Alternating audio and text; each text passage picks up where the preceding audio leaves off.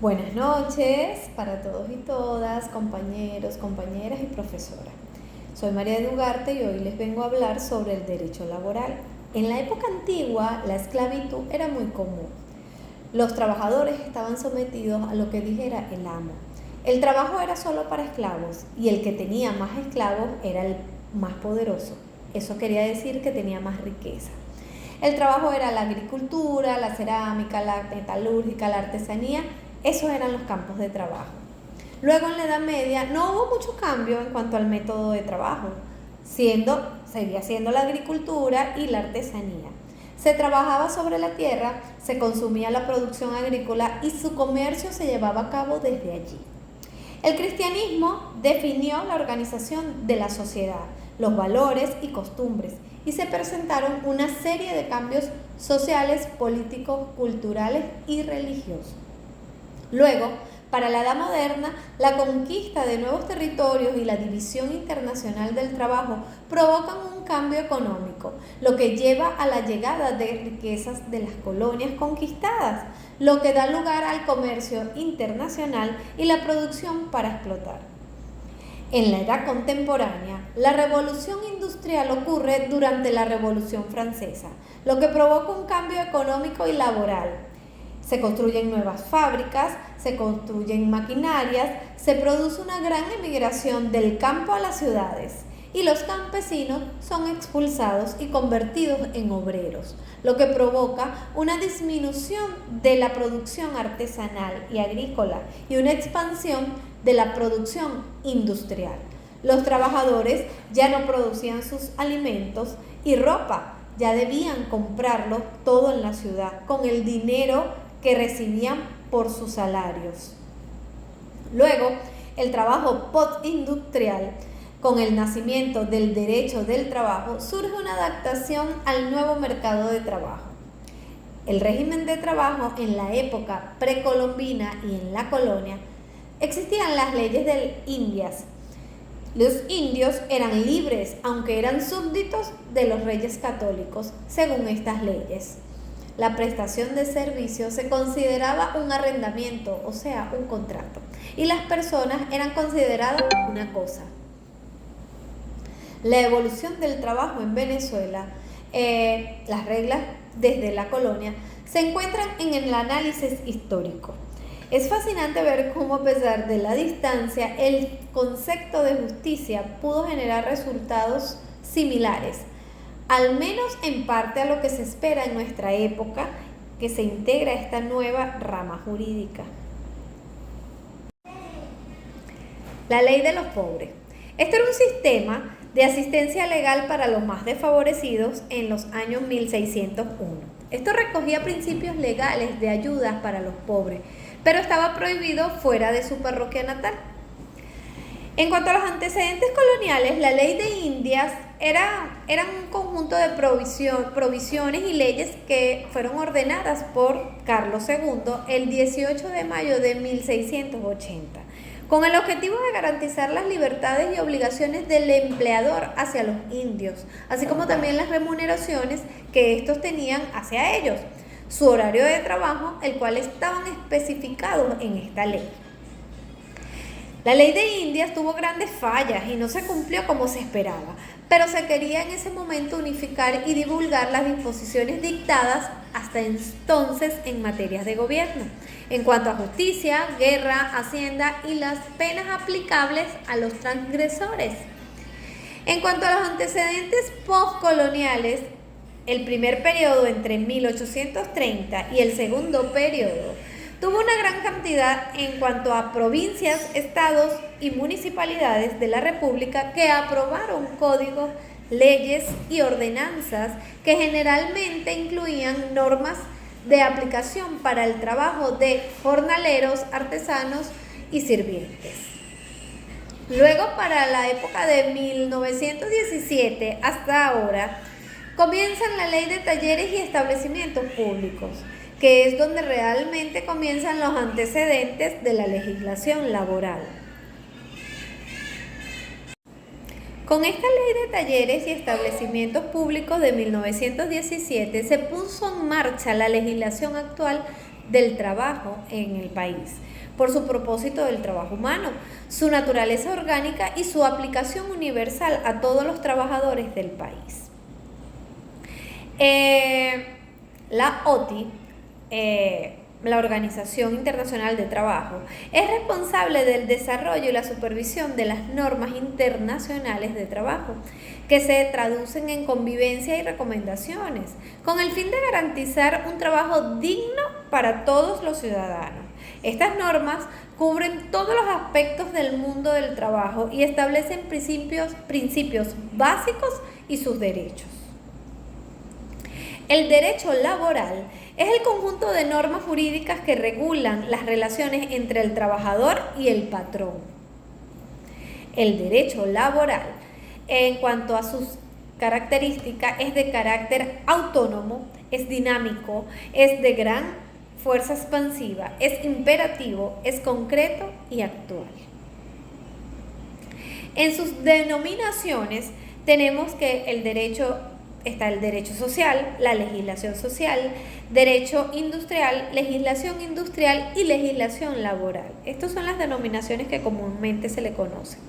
En cuanto a la naturaleza jurídica, el derecho del trabajo combina normas de derecho público y del derecho privado, por lo que lo hace ser híbrido. Su objeto es regular los deberes y derechos tanto de los obreros como de los patronos.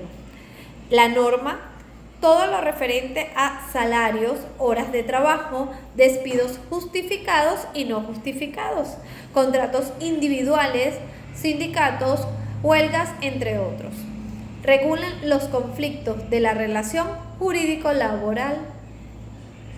El trabajo como hecho social, la legislación en Venezuela consiste en una serie de reglas positivas impuestas por el gobierno del país para controlar las relaciones legales que surgen entre el trabajador y el empleador debido al fenómeno social del trabajo. La materia, las partes involucradas y el lugar y el momento en que se lleven a cabo las relaciones laborales no están limitados al ámbito de la aplicación del derecho del trabajo. Como fuentes del derecho laboral tenemos jurisprudencias, las costumbres, la doctrina, la legislación, la convención colectiva, el laudo arbitral, el contrato de trabajo. El carácter de orden público del derecho laboral, las normas laborales tienen como objetivo proteger a los débiles e incapaces, a quienes el derecho busca proteger de los abusos, lo que justifica su carácter de orden público. En cuanto a su base constitucional, en la Constitución de 1961, en el artículo 84 de la misma, dice: todos tienen derecho al trabajo. En su artículo 85, el trabajo será objeto de protección especial. Luego, en la Constitución de 1999, que es la actual, en su artículo 87 nos reza que toda persona tiene derecho al trabajo y el deber de trabajar. En el artículo 88 nos dicta que el Estado garantizará la igualdad y equidad de hombres y mujeres en el ejercicio del derecho al trabajo. En su artículo 89 reza: el trabajo es un derecho social, el trabajo es un hecho social y gozará de la protección del Estado. Luego, en su artículo 90, la jornada de trabajo diurna no excederá de 8 horas diarias ni de 40 horas semanales. En cuanto a los principios del derecho del trabajo, está la libertad del trabajo. La libertad del trabajo permite a las personas elegir si trabajar o no, decidir en qué actividad trabajarán, si trabajarán por sí mismo o para otra persona y especificar para quién. Además, permite a los trabajadores dejar su empleo cuando lo deseen.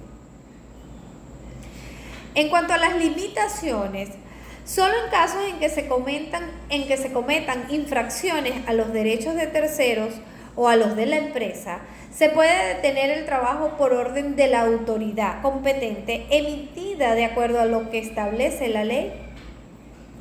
En el despido masivo podemos decir que este es cuando afecta a un número igual o superior al 10% de los empleados de una empresa con más de 100 trabajadores o al 20% de una empresa con más de 50 trabajadores o a 10 trabajadores de una empresa con menos de 50 trabajadores en un lapso de 3 meses o si las circunstancias le dieran un impacto significativo.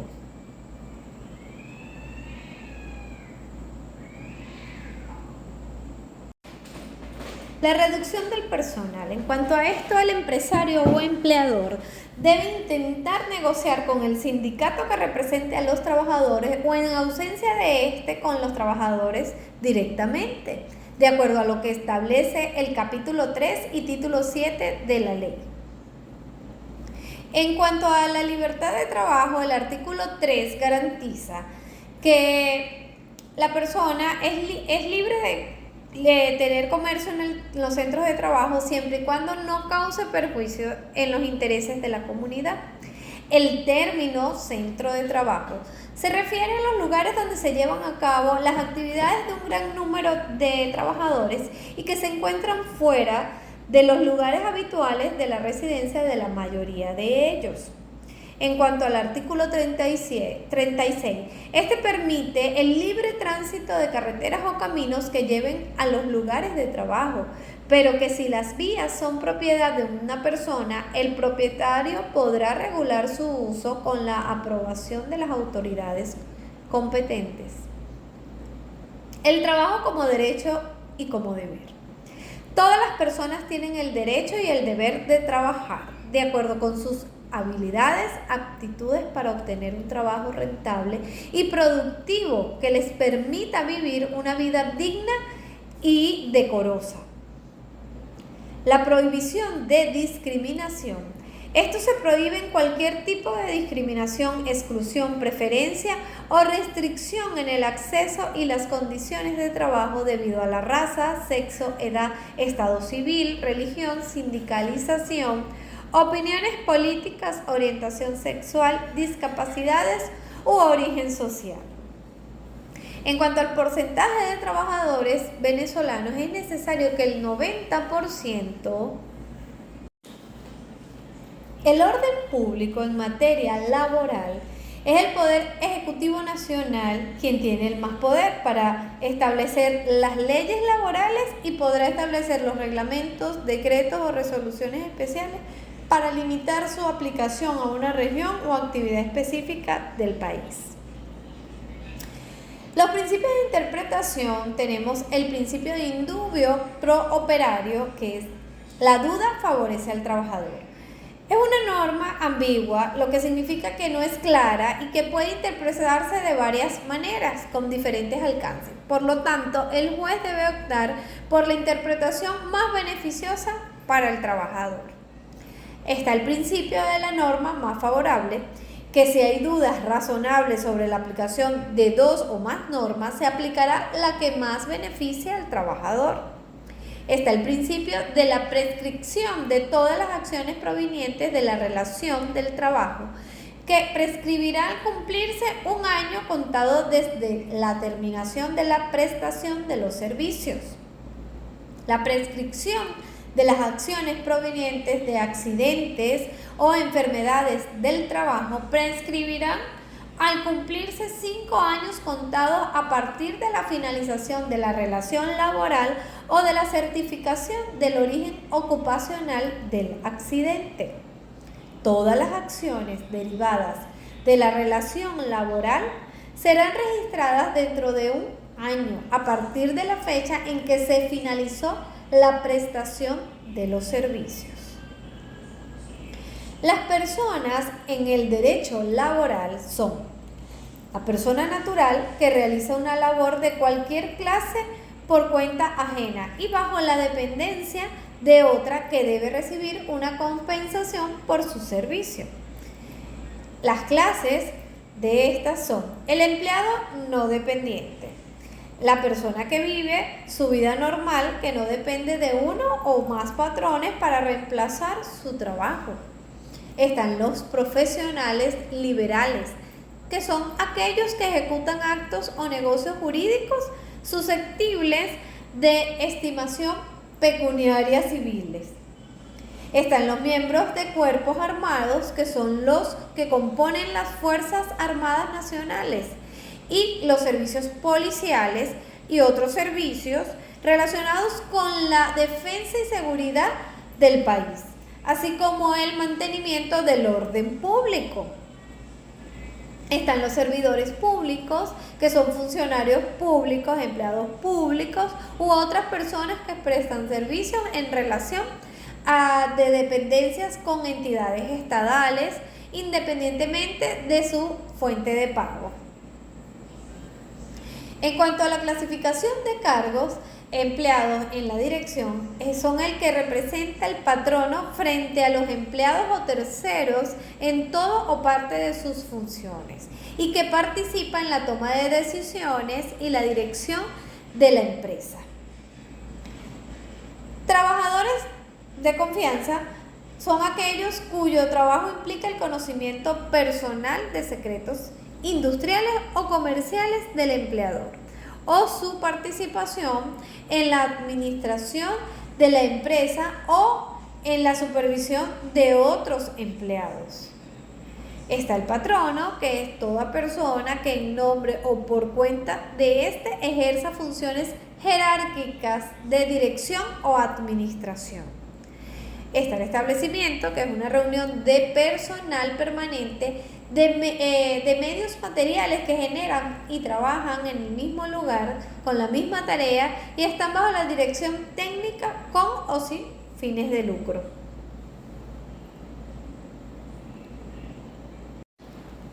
Explotación.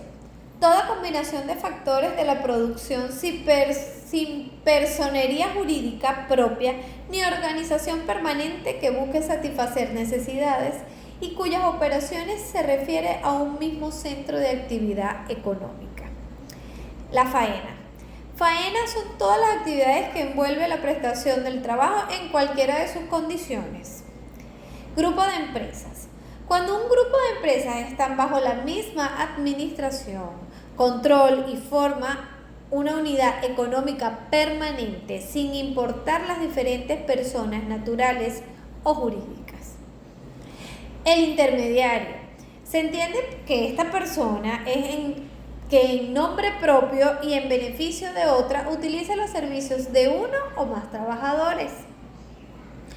El contratista es la persona natural o jurídica que mediante un contrato se encarga de ejecutar obras o servicios con sus propios elementos.